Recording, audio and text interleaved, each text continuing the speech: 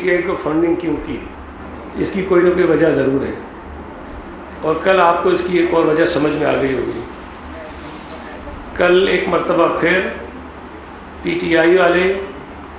اور بھارتی، خاص طور پر بی جے پی اور آر ایس ایس کے جو ہمدرد ہیں وہ ایک ہی صفحے پہ آپ کو نظر آئے ہوں گے۔ جتنی چیخیں بی جے پی کی یا آر ایس ایس کے لوگوں کی بھارت میں نکلی ہیں، اس سے زیادہ چیخیں اس ملک میں پی ٹی آئی کی لوگوں کی نکلی ہیں۔ اور افسوس کی بات یہ ہے کہ اس میں پی ٹی آئی کے ایک سینئر، ایک تو نہیں بلکہ کئی سینئر جو عہدیداران ہیں، وفاقی وزراء تھے سابق، وہ سب اس میں شامل تھے، اور وہ اس قدر پریشان تھے، سٹ پٹائے ہوئے تھے کہ انہیں اس بات کا احساس ہی نہیں ہوا کہ وہ بھارتی نہیں، وہ پاکستانی ہیں۔ اور انہیں وزیر خارجہ پر تنقید کرتے ہوئے کچھ چیزوں کو ضرور مد نظر رکھنا چاہیے۔ انہوں نے محبت کا ان قوتوں کے ساتھ جو پاکستان کے خلاف ہر وقت کار فرما رہتی ہیں اور پاکستان کو نقصان پہنچانے کی کوششوں میں لگی رہتی ہیں، انہوں نے، عمران خان صاحب نے اپنے کارندوں کے ذریعے، اپنے کارکنوں کے ذریعے، اپنے عہدیداروں کے ذریعے وہ جو سروسز فراہم کر رہے ہیں پاکستان دشمنوں کو، وہ کل بھرپور طریقے سے انہوں نے ادا کی۔ دوسری جو اہم چیز جس پہ بات کرنا چاہتا ہوں، آپ کے علم میں ہے کہ کل کراچی شہر میں کچھ علاقوں میں ضمنی الیکشن ہو رہے ہیں، جس میں 11 یو سیز ہیں، کونسلرس کی بھی کچھ سیٹیں ہیں، لیکن زیادہ فوکس جو ہے وہ ظاہر ہے کہ چیئرمین اور وائس چیئرمین کے الیکشنز پر ہے۔ ان 11 یو سیز میں 3 جو ہے وہ ڈسٹرکٹ ویسٹ کی ہیں، 1 ڈسٹرکٹ کیماڑی میں ہے، 3 کورنگی میں ہے، 3 ڈسٹرکٹ سینٹرل میں ہے، اور 1 ڈسٹرکٹ ساؤتھ میں ہے۔ ہم کو امید ہے انشاءاللہ تعالیٰ کہ جس طرح 15 جنوری کے الیکشن میں پاکستان پیپلز پارٹی ایک سنگل لارجسٹ پارٹی کی صورت میں سامنے آئی تھی، کل جو الیکشن ہوں گے اس میں بھی Pakistan Peoples Party single largest party کی صورت میں ہی سامنے آئے گی، اور 11 نشستوں میں سے اکثریت جو نشستیں ہیں ان کی وہ پیپلز پارٹی انشاءاللہ تعالیٰ اس میں کامیابی حاصل کرے گی۔ میں کل کئی اخبار میں پڑھ رہا تھا تو شاید حافظ نعیم صاحب نے، ابھی الیکشن ہوا ہی نہیں ہے اور اس پر دھاندلی کا شور مچانا شروع کر دیا ہے۔ اب تک جتنی الیکشن کی مہم چلی ہے، جتنا عرصہ گزرا ہے، تو مہینہ 1.5 مہینہ تو ہو ہی گیا ہے اس پورے الیکشن کے پروسیس کو، کہیں سے کسی قسم کی کوئی ایسی شکایت نہیں آئی کہ پاکستان پیپلز پارٹی کے امیدواروں نے سرکاری وسائل استعمال کیے ہوں، حکومت کو استعمال کیا ہو، ایڈمنسٹریشن کو استعمال کیا ہو، پولیس کو استعمال کیا ہو، اور ناجائز حربے استعمال کر کے الیکشن جیتنے کی کوشش کی۔ ہم نے الیکشن کے قوانین کے دائرے میں رہتے ہوئے تمام اپنی کمپین چلائی ہے اور بڑے مؤثر انداز میں چلائی ہے، اور میں آپ کو یہ بھی بتا دوں کہ وہ علاقے جہاں پیپلز پارٹی بہت کمزور سمجھی جاتی ہے، ہم نے ان علاقوں میں بھی اچھے مقابلے بنا دیے ہیں، اور امید ہے کہ پاکستان پیپلز پارٹی کہیں بھی کسی کو واک اوور نہیں دے گی۔ اگر ہم کہیں خدا نہ خواستہ کوئی جگہوں پہ ہار بھی گئے تو ہم وہاں پر مقابلہ کر کے ہاریں گے، ورنہ اکثر مقامات پر ہم اس میں کامیاب ہو گئے۔ 2-3 دن سے خواجہ آصف صاحب جو باتیں کر رہے ہیں، میں ویسے ہی خیر ان سے میرا ایک اچھا تعلق ہے، میں اچھا پارلیمنٹیرین سمجھتا ہوں، لیکن جو وہ باتیں کر رہے ہیں اس پر غور کرنے کی ضرورت ہے کہ پاکستان کی تاریخ میں سیاستدانوں سے ان چیزوں کا حساب بھی لیا گیا ہے جو جرائم، جو گناہ انہوں نے شاید نہیں کیے تھے، اور وہ سزائیں انہیں دی گئی ہیں جس کے شاید وہ مستحق بھی نہیں تھے۔ اور شاید دنیا میں بہت کم مثالیں ملتی ہوں گی جہاں منتخب وزیر اعظم کو پھانسی لگا دیا جائے، جہاں منتخب وزیر اعظم کو غیر آئینی طریقے سے عہدے سے ہٹا دیا جائے، جہاں غیر آئینی طریقے سے اس سیاسی جماعتوں کو فوائد دے کر، ان کے حق میں فیصلے دے کر ان کو فیسیلیٹیٹ کیا جائے کہ وہ اقتدار میں آ جائے، جہاں ایک سیاسی جماعت کو نشانہ بنا کے اس کی قیادت کو متنازع بنایا جائے، اس کے کریکٹر اسیسینیشن کی جائے، ان کو جیلوں میں ڈال دیا جائے، ان کی ضمانت نہ لی جائے، اور دوسری جانب جو ہے صادق و امین کے سرٹیفکیٹ دیے جائیں، برق رفتاری سے ضمانتیں دی جائیں، گرفتاری سے بچایا جائے، یہ شاید مثالیں کہیں نہیں تھیں۔ تو یہ وقت ہے کہ ہم جہاں سب کا حساب کتاب ہوتا ہے وہاں جوڈیشری میں جو ماضی میں بڑے بڑے فرعون بیٹھے تھے ان کا بھی حساب کتاب ہونا چاہیے. اور یہ اس لیے ضروری ہے کہ آج اگر آپ افتخار چودھری سے پوچھیں گے، آج اگر آپ ثاقب نثار سے پوچھیں گے، آج اگر آپ گلزار سے پوچھیں گے، تو کل آنے والے سالوں میں، آنے والے مہینوں میں کوئی دوسرا گلزار، ثاقب نثار، افتخار پیدا نہیں ہوگا. ورنہ اس قسم کے لوگ آتے رہیں گے، نام بدلتے رہیں گے، اسی سوچ کے حامل لوگ جو ہے وہ عدالتوں میں بیٹھے رہیں گے، وہی کارنامے وہ کرتے رہیں گے جو ماضی میں گلزار نے کیے، افتخار نے کیے یا ثاقب نثار نے کیے ہیں. تو میں یہ سمجھتا ہوں کہ شہید ذوالفقار علی بھٹو کے کیس میں خاص طور پہ جن ججز نے ان کا قتل کیا ہے ان کا ٹرائل ہونا چاہیے. اگر زندہ ہیں، میرا نہیں خیال کوئی زندہ ہے، اگر وہ مر گئے ہیں سارے، ان کا ٹرائل کر کے ان کی لاشوں کو نکالا جائے، چوراہوں پہ لٹکایا جائے، خاص طور پہ کانسٹیٹیوشن ایونیو کے سامنے لٹکایا جائے، تاکہ دنیا کو یہ بتائیں کہ جن ججز نے اپنے مناصب کا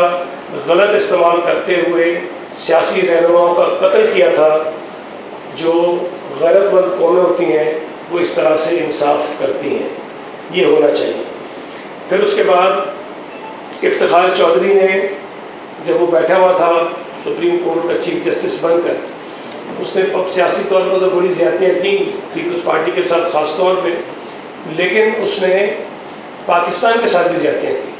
کچھ ایسے فیصلے اس نے کیے جس کی پاداش میں پاکستان کو دنیا کے سامنے رسوائی کا سامنا کرنا پڑا، اور پاکستان کے اوپر اربوں ڈالر کے جرمانے ہوئے. اگر یہ کوئی سیاستدان کرتا، کوئی وزیر اعظم کرتا، کوئی وزیر کرتا، تو وہ شاید ساری زندگی سلاخوں کے پیچھے ہوتا. لیکن افتخار چودھری کر کے چلا گیا اور آج بھی موضوع میں بیٹھا ہوا. اس کا بھی ٹرائل ہونا چاہیے کہ اس نے اس ملک کو اپنی نالائکی کی وجہ سے، ذاتی اناٹ کی بنا پر کیوں اس مشکل میں ڈالا اور پاکستان کو دنیا میں رسوا بنایا. یہی ساری چیزیں ثاقب نثار نے کی. گلزار نے نسلہ ٹاوریاں، میں ایک مثال دے رہا ہوں، اور تو بہت سارے اس کے گناہ ہیں، لیکن ایک نسلہ ٹاوریاں توڑا، اور وہاں رہنے والے بیچارے لوگ جنہوں نے اپنے پیسے جمع کر کے بڑی مشکلوں سے وہاں اپنے گھر بنائے تھے، ان کو ایک دم اس نے اپنے گھروں سے نکال کے سڑکوں پہ ان کو چھوڑ دیا، اور آج وہ در بدر کی ٹھوکریں کھا رہے ہیں، رسوا ہو رہے ہیں. گلزار سے بھی اس بات کا احساس ہونا چاہیے کہ آپ نے یہ ظلم جو کیا تھا، اپنے عہدے کو غلط استعمال کر کے کیوں کیا تھا، کس قانون کے تحت کیا تھا. تو اگر ہم یہ ساری چیزیں نہیں کریں گے تو ہمارے ملک میں پھر اور یہ گلزار، افتخار اور یہ ثاقب نثار پیدا ہوتے رہیں گے اور یہ سلسلہ کہیں رکے گا نہیں. اسی چیز کو اگر آگے بڑھائیں تو آج پاکستان کی عدلیہ میں جو کچھ ہو رہا ہے وہ بہت افسوسناک ہے، اور بہت ہی کوئی خفیہ چیز نہیں رہی ہے کہ جس طرح سے مخصوص بینچز بنائے جا رہے ہیں. اور مجھے تو خیر بڑی حیرت بھی ہوتی ہے، بلکہ میں تو گزارش کروں گا میڈیا کے دوستوں سے بھی، اور خاص طور پہ جو حکومت میں بیٹھی جماعتیں ان سے بھی،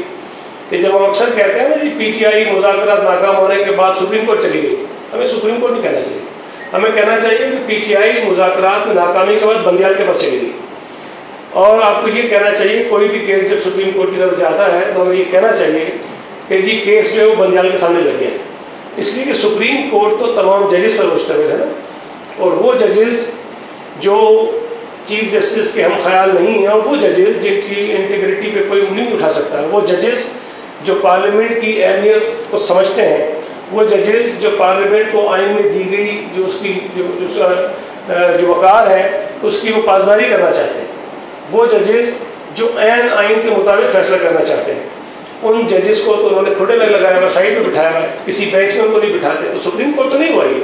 یہ تو بندیال کی پنچایت ہے. وہاں خاص طور پہ جاتا ہے کوئی پی ٹی آئی کا آدمی تو فوری طور پر ریلیف ان کو مل جاتی ہے. اور آج بھی بینچز جو بن رہی ہیں اسی طرح کی بن رہی ہیں جس طرح کی پی ٹی آئی کو سوٹ کرتی ہیں. میں یہ سمجھتا ہوں کہ اگر چیف جسٹس عمر عطا بندیال صاحب کو سپریم کورٹ کے وقار کا کوئی خیال ہے، اس ملک کے آئین کے وقار کا کوئی خیال ہے، اس ملک کو جو بحران میں سپریم کورٹ نے دھکیلا ہے اس سے نکالنے کا کوئی احساس ہے، تو بھائی سپریم کورٹ کو سپریم کورٹ کے طور پہ وہ چلائیں، سپریم کورٹ کو اپنی پنچایت کے طور پہ نہ چلائیں. اس سے نہ صرف یہ کہ سپریم کورٹ کا اپنا وقار پامال ہو رہا ہے، سپریم کورٹ کے ججز جس اعلیٰ مقدس منصب پر فائز ہیں اس منصب کی جو ہے وہ توہین ہو رہی ہے، اور اس کے نتیجے میں پاکستان کے اندر معیشت کا بحران پیدا ہو رہا ہے، پاکستان کے اندر سیاسی بحران پیدا ہو رہا ہے، پاکستان کرائسس سے نکل نہیں پا رہا ہے، اور یہ شاید اسی طرح چلتا رہے گا اگر یہ عدالتیں اسی طرح فیصلے کرتی رہیں گی. تو میری گزارش یہ ہے کہ سپریم کورٹ کو ہمیں تھوڑا سا الگ الگ دیکھنا چاہیے، اور آئندہ سے میری تمام سیاسی جماعتوں اور میڈیا کے دوستوں سے گزارش ہے کہ جب بھی کوئی کیس اگر جاتا ہے تو ہمیں کہنا چاہیے کہ وہ کیس بندیال کی پنچایت میں چلا گیا ہے. سپریم کورٹ تو اس وقت ہم مانیں گے جب قاضی فائز عیسیٰ بھی بینچ میں بیٹھا ہو، منصور علی شاہ صاحب بھی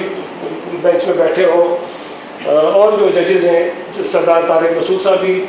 کسی بینچ میں بیٹھے ہوں. اس قسم کے ججز جن کی دنیا بھر میں لوگ عزت کرتے ہیں، ملک میں ان کی عزت ہے، ان کو عزت کی نظر سے دیکھا جاتا ہے، ان کو جب بینچز میں بٹھایا جائے گا تو شاید ہم یہ سمجھیں گے سپریم کورٹ اپنے فیصلے کر رہا ہے. بہت شکریہ. کوئی سوال سعید بھائی،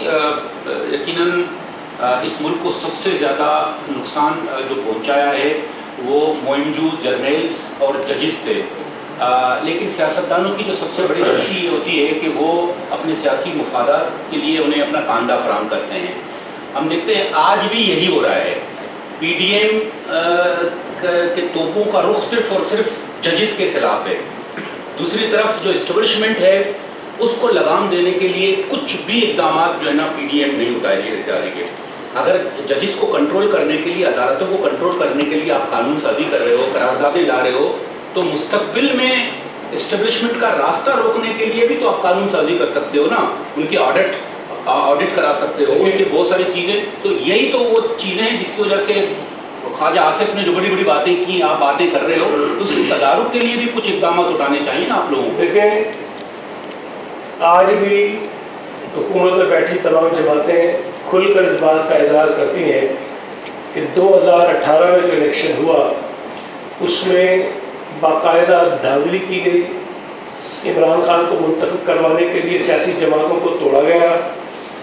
اور اس کے بعد وہ حکومت آئی اور اس حکومت کو اسٹیبلشمنٹ نے چلایا اور اس حکومت کو اسٹیبلشمنٹ نے بچایا. یہ تو کوئی آج بھی سب کہہ رہے ہیں، جب وہ تھے تب بھی کہہ رہے تھے، جب نہیں ہے تب بھی کہہ رہے ہیں. اس میں تبدیلی نہیں آئی. کم از کم یہ ضرور ہوا کہ جنرل باجوہ نے یونیفارم میں کھڑے ہو کر جب تقریر کی تو انہوں نے کہا کہ ہاں یہ غلطیاں ہم نے کی ہیں، اور انہوں نے پتہ نہیں فروری کون سے سال کا ذکر کیا ہے کہ اس کے بعد ہم نے یہ طے کر لیا کہ ہم اس مسئلے میں نہیں پڑیں گے. اب وہ آئندہ پڑھتے ہیں نہیں پڑھتے ہیں، لیکن کم از کم ایک پازیٹیو سائن تو ہے کہ اسٹیبلشمنٹ اعلان یہ کہہ رہی ہے کہ جی جو سیاسی مسئلے ہیں اس کا خود منہ دیں، ہم اس میں سے نکل گئے. اب اگر فوج نے، اسٹیبلشمنٹ نے اس بات کا احساس کر لیا اور اپنے آپ کو اس گند سے نکال کے باہر کھڑا کر دیا، اور جو مصیبت اس ملک کے اوپر ان کی وجہ سے نازل ہوئی تھی اس سے اپنے آپ کو الگ کر لیا، جس کی وجہ سے عمران خان سٹ پٹایا ہوا بھی ہے، تو میں سمجھتا ہوں کہ ہمیں اس بات کو اپریشیٹ کرنا چاہیے. آپ سمجھتے ہیں الگ ہو گئے؟ ایک سیکنڈ یار، وہ کل جو ہوگا تو دیکھیں گے، جب آئیں گے تو پھر ہم مسئلے بات کریں گے. لیکن جب آج ہم بات کر رہے ہیں تو آج ہمیں اس بات کو اپریشیٹ کرنا چاہیے کہ فوج اپنی غلطیوں کو مان رہی ہے اور فوج اس سے نکلنے کی بات کر رہی ہے. دوسری طرف کیا ہے، جو ججز ہیں، مجھے بتائیے کہ کس جج نے، کس چیف جسٹس نے، ایون آج تک افتخار چودھری نے، ثاقب نثار نے، گلزار نے، کسی نے مانا ہے کہ ہم نے غلط کیا؟ ایون ذوالفقار علی بھٹو کو پھانسی دینے والا نسیم حسن شاہ ٹی وی پہ بیٹھ کر تو کہتا ہے کہ میں نے پھانسی دے دی، لیکن آج بھی سپریم کورٹ کو یہ احساس نہیں ہو رہا کہ جو ریفرنس پڑا ہوا ہے ان کے سامنے اس کو سن لے. وہ انہوں نے تو پھانسی کا فیصلہ نہیں کیا تھا نا، ان سے بہت پرانے ججوں نے کیا تھا، لیکن اپنی برادری کے ججز کو بچانے کے لیے وہ ریفرنس کا فیصلہ کرنے کو تیار نہیں ہے. تو اگر ججز بھی اس بات کا احساس کریں، معافی مانگیں کہ ہم نے یہ غلط کیا تھا، آئندہ ہم نہیں کریں گے، تو شاید ہم ان کی بات بھی نہیں کریں گے، آگے بڑھ جائیں گے. لیکن جب تک انہیں اس بات کا احساس نہیں ہوتا، جب تک وہ اس بات کو نہیں کہتے، تو میں سمجھتا ہوں کہ پوری قوم کی ذمہ داری ہے کہ جس طرح ہم فوج اور اسٹیبلشمنٹ پہ تنقید کرتے تھے، انہیں یہ احساس وہ الگ ہو گئے، اسی طرح ہمیں ججز کو بھی احساس کرانا چاہیے کہ جن عہدوں پر تم بیٹھے ہو اس کے تقاضے کچھ مختلف ہیں. اگر آپ نے ان عہدوں پر بیٹھ کر فیصلے کرنے ہیں تو اس کی ذمہ داری کا احساس بھی آپ کریں کہ اس فیصلے کی جو امپلیکیشنز ہوتی ہیں، جو اس کے اثرات ہوتے ہیں، وہ کہاں تک جاتے ہیں. یہ تو کوئی مسئلہ نہیں ہے. سیاستدانوں نے ٹھیک ہے غلطیاں کی ہوگی، لیکن سیاستدانوں نے بھگتا بھی ہے اس کو. مجھے بتائیے کتنے جج اور جنرل ہیں جو پھانسیوں پہ چڑھے ہیں، کتنے جج اور جنرل ہیں جو جیلوں میں گئے ہیں، کتنے جج اور جنرل ہیں جنہوں نے کوڑے کھائے ہیں، کتنے جج اور جنرل ہیں جو جلاوطن ہوئے ہیں. کس نے کیا ہے؟ صرف سیاستدانوں نے کیا ہے نا. اگر غلطی کی تو سزائیں بھی بھگتی ہیں، ہم آج بھی بھگت رہے ہیں. لیکن یہ نہیں ہو سکتا کہ اس ملک کے تمام مسائل اور تمام گند کی ذمہ داری سیاستدانوں پہ ڈال دیں، اور وہ سیاستدان جو عدالت کا غلط فیصلہ ماننے کو بھی مجبور ہے، نہیں مانتا تب بھی اس کے اوپر کنٹمپٹ لگا دیتے ہیں، اور ظاہر ہے کہ جب اسٹیبلشمنٹ میں فوج بیٹھی ہوتی ہے تو ان کے پاس تو بندوقیں ہوتی ہیں، توپ ہوتی ہے، ٹینکیں ہوتی ہیں. تو یہ کوئی اتنا آسان نہیں ہے. سیاستدان میں سمجھتا ہوں کہ بہت ہی ولنریبل ہے اور وہ بڑے سافٹ ٹارگیٹ ہیں. ان کے اوپر آپ کی بھی زبان کھل جاتی ہے، سب کی کھل جاتی ہے، ہم بھی اپنے مخالفین کی لعن طعن کر دیتے ہیں. لیکن اور جو کچھ شعبے ہیں اس طرح شاید لوگوں کی نہ زبان کھلتی ہے نہ لوگوں کی نظر جاتی ہے. تو میں یہ سمجھتا ہوں کہ آج پاکستان اگر کرائسس میں ہے، تو اگر ریسنٹ کرائسس کی بات کریں نا، کس کی وجہ سے؟ کیا سیاستدانوں کی وجہ سے؟ ریسنٹ کرائسس صرف اور صرف سپریم کورٹ میں بیٹھے ہوئے چند ججز کی وجہ سے، جو آج بھی اپنی غلطی کا احساس کرنے کو تیار نہیں ہے، اپنی غلطی کو ماننے کو تیار نہیں ہے. آج بھی اتنی تنقید کے باوجود بھی وہی 3-4 ججز کا بینچ بناتے ہیں، وہی ہم خیر ججز کا بینچ بناتے ہیں، انہی کے سامنے کیسز فکس کرتے ہیں اور وہی ساری چیزیں کرتے ہیں.